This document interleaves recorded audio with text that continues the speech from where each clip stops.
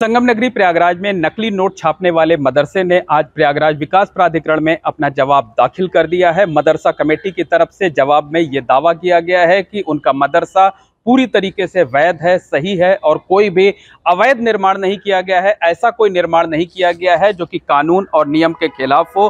गौरतलब है कि यहाँ पर नकली नोट की फैक्ट्री पकड़े जाने के बाद शिकायत होने पर प्रयागराज विकास प्राधिकरण ने इस मदरसे को इसी साल 4 सितंबर को सील कर दिया था। मदरसे के जो पदाधिकारी हैं उनको आज यानी 18 सितंबर को अपने दफ्तर में बुलाया था, कहा था कि वो इस बारे में अपना पक्ष रख सकते हैं।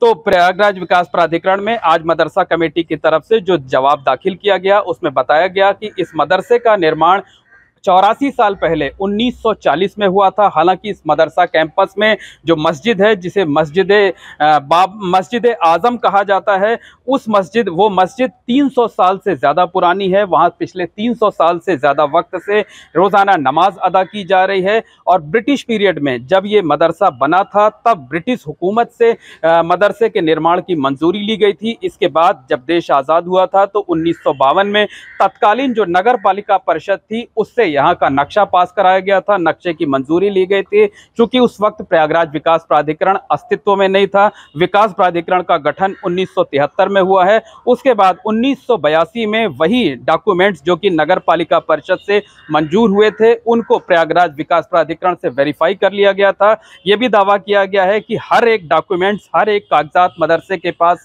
मौजूद हैं। प्रयागराज विकास प्राधिकरण इसके अलावा भी अगर कोई डॉक्यूमेंट्स चाहता है, उसके मन में कोई सवाल है, कोई शंका है, तो उसे भी दूर करने की कोशिश की जाएगी। मदरसा हर तरीके से सहयोग करने को तैयार है। यह भी कहा गया है कि चूंकि मस्जिद बंद है, यहाँ पर इसे सील किया जा चुका है, इसलिए यहाँ पर होने वाली नमाज अदा नहीं हो पा रही है। इसके साथ साथ मदरसे में तकरीबन 105 बच्चे पढ़ते थे।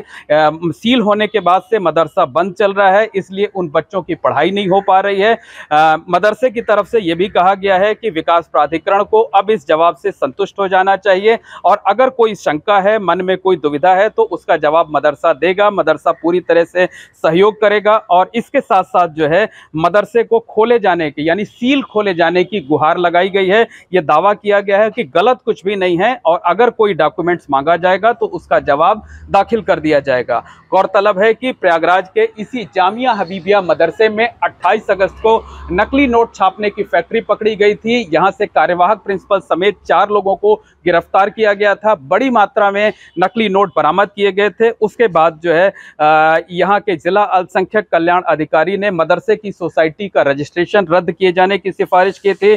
प्रयागराज विकास प्राधिकरण में यह दावा किया गया था, यह शिकायत की गई थी कि यहाँ पर ये जो मदरसे का निर्माण है ये अवैध है, इसकी मंजूरी नहीं ली गई है। इसी आधार पर प्रयागराज विकास प्राधिकरण ने 4 सितंबर को इस मदरसे को सील कर दिया था। यहाँ पर ये नोटिस लगा दी गई थी और 18 सितंबर यानी आज के दिन जो मदरसे के जिम्मेदार लोग हैं उन्हें विकास प्राधिकरण में के दफ्तर में आकर अपना पक्ष रखने को कहा गया था।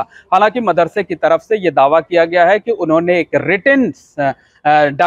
रिटन जवाब जो है अपना जो है वो 12 सितंबर को ही प्रयागराज विकास प्राधिकरण को रिसीव करा दिया था, दाखिल कर दिया था। चूंकि आज औपचारिक तौर पर बुलाया गया था इसलिए दोबारा आज जो है जवाब दाखिल किया गया है। ये भी जानकारी मिली है कि जो जवाब प्रयागराज विकास प्राधिकरण में दाखिल किया गया है उसकी एक कॉपी सुप्रीम कोर्ट और इलाहाबाद हाई कोर्ट के चीफ जस्टिस को भी सौंपी गई है ताकि इस मामले में कहीं कुछ भी गलत ना होने पाए।